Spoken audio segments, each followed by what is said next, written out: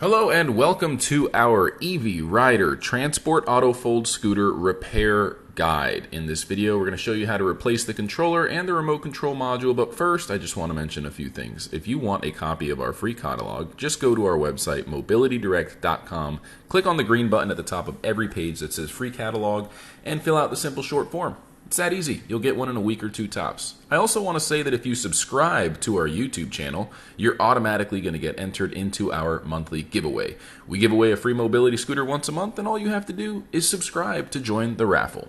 With that being said, let's go ahead and get started. You are going to need a screwdriver, both a Phillips head and a flathead. Use the flathead to first remove the battery cover and then disconnect the battery. There's a big blue clip and then a smaller black clip for the battery. You'll want to go ahead and remove the battery when you're working on the mobility scooter so that you don't short anything out.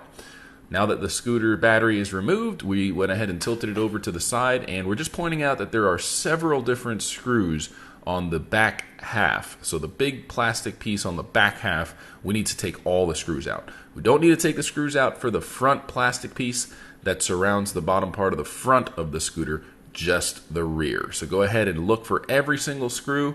There's about 12 of them. Go ahead and remove all of them, and then you'll notice that the bottom panel is loose. Now you are going to have to remove the tires and disconnect the charging cable, which has a clip.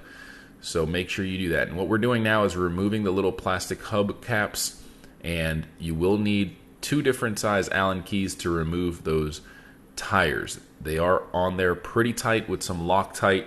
If you have trouble removing them, we do recommend getting a rubber mallet and pounding the inside of the wheel rim and kind of shimmying the tire back and forth as you're hitting it with the mallet, because there is sometimes Loctite that makes it very difficult to remove those wheels. Now, one wheel is going to have a magnetic key on the axle, which is used to allow the tire to rotate with the axle as it's moving with the motor. So make sure you pay attention to that and don't lose that little magnetic key that's attached to the axle on the left side tire. What we're doing now is removing the anti-tip wheel assembly in the back, which you will need a wrench and an Allen key to remove that. So just go ahead and find the appropriate size Allen keys and wrench socket head and remove that anti-tip wheel. Now that's going to allow you to remove the entire bottom plastic panel so that you can start accessing the controller and wireless module for the wireless remote control key fob. You will need to kind of bend the plastic panel so that it clears the anti-tip wheel assembly mount and the axles. Here I'm disconnecting the charging clip, which goes to the charging port. Make sure you do that before you try to rip the bottom panel off, or else you'll have even more problems. So just look for that yellow clip on the right side and disconnect it prior to removing the plastic body panel like I'm doing here.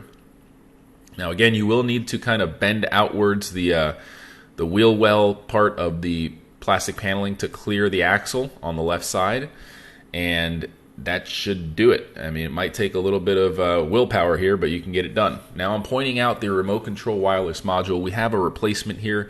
It does have an antenna on it. You'll notice that the original might be drilled into the frame. That wireless antenna with the little loop at the end has a screw that's drilled into the frame. You don't need to worry about accessing that screw. You can just cut the antenna wire from the old module off to save time. It's a really big pain to try and get to that screw. It's in a very awkward position. So we just clipped the wire for the antenna on this module that we're removing now, and we clipped it, very close to the loop where it's screwed into the frame.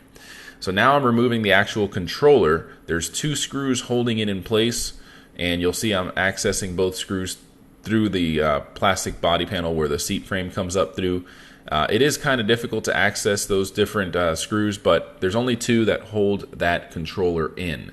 So once you get them both out, you should be able to pull the controller out just enough to start removing some of the connectors. There's about 8 connectors. You'll want to disconnect that controller and do it carefully. You don't want to really force any of those clips out too much to bend them and dislodge any of the pins. And you will need a pair of either needle nose pliers or some sort of pliers to kind of pull those red and black connections for the motor and the batteries. So what I'm doing here is I'm using a pair of heavy duty pliers that are sort of needle nose to remove the red and black cables carefully. And what I'm doing is grabbing the new controller and putting the connectors back in exactly in the way that they were placed originally. You don't want to mix up those connections. Make sure you put everything back the way it was, or else you'll have even bigger problems.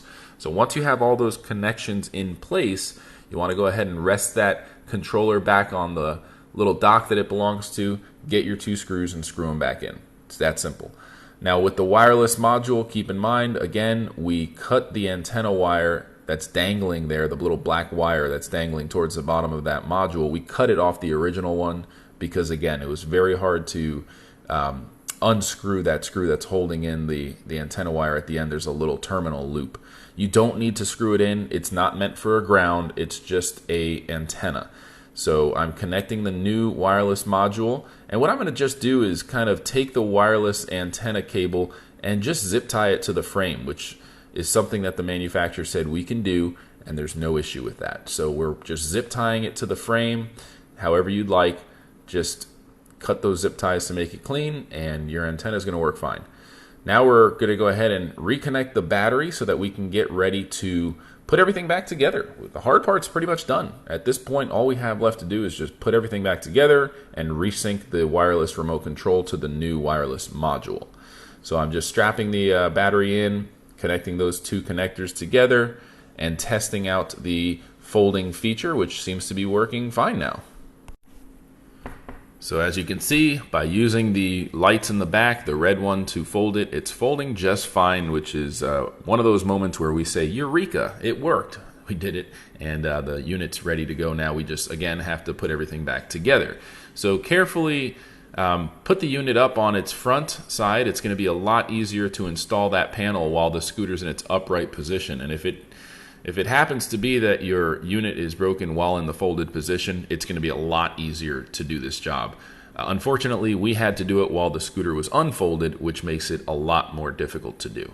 So here I'm reinstalling the axle key that I talked about. When you remove the drive tire, you're going to notice that axle key probably falls out. It's a little magnetic piece of metal there that attaches to the axle. Make sure you put that in and line it up with the groove in the wheel assembly that I'm pointing out here. So you'll want to line that little key up with the groove and put that drive tire on so that the key is locked into position. If that key isn't in there, your wheel's not going to spin when the axle is spinning because there's nothing to grip that tire. So that's what it's used for. When you're giving it throttle, that axle key locks onto the wheel and allows the wheel to actually rotate. So I'm just testing out the motor, and the axle key is doing its job. The motor's working. We're good to go. The right side tire does not have an axle key or an axle at all. You just have a pretty big bolt with an Allen key head. So you want to go ahead and just screw that in just as it was before you took it off, and make sure it's nice and tight. And at this point, we're good to go. You want to go ahead to test it out here. Just make sure before you start getting too far along that everything's working fine. We're putting the hubcaps back on now and just taking our time to put everything back together. Put Humpty Dumpty back together again, essentially. It is a pretty challenging job. Altogether, it takes about an hour, maybe an hour and a half if it's your first time doing it. So we're just putting the battery cover back on and testing it out one more time before we get into putting the final touches onto the reassembly. And at this point, we can see everything's working fine, except for the key fob. The key fob's not registering because it's a brand new wireless receiver, and it's not synced with the key fob. So to sync it, there's a little hole on the bottom of the panel where you can slide a little flathead screwdriver into a tweaker screwdriver. Hold that button down while pressing the green button on the wireless key chain, fob rather, and it should sync it up just fine.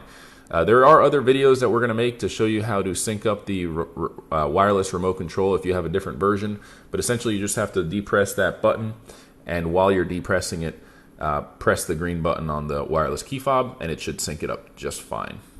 Just want to say thank you for watching this video. Don't forget to subscribe, and I do want to mention that the first Wednesday of every month we are doing a live stream Q&A, so you can ask us questions, and a technician will answer them in a live stream format.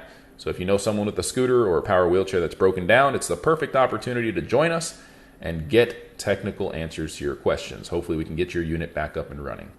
Thank you so much for watching this video. Until next time, everybody, have a great day. Before you go, please don't forget to visit our website, mobilitydirect.com, and click on the green button that says Free Catalog to claim your very own free catalog. Just fill out the short form and it should get to you in about a week or two max.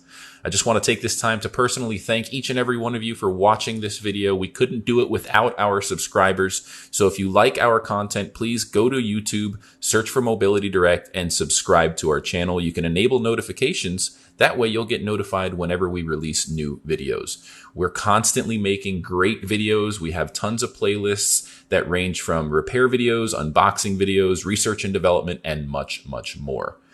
If you like this video, please feel free to give it a thumbs up and ask any questions in the comment section below. We love hearing from our audience, whether it's feedback, comments, or suggestions for a new video topic. We love hearing from you. None of this could be done without our loyal audience. We hope to hear from you. Thanks for watching again. Have a great day.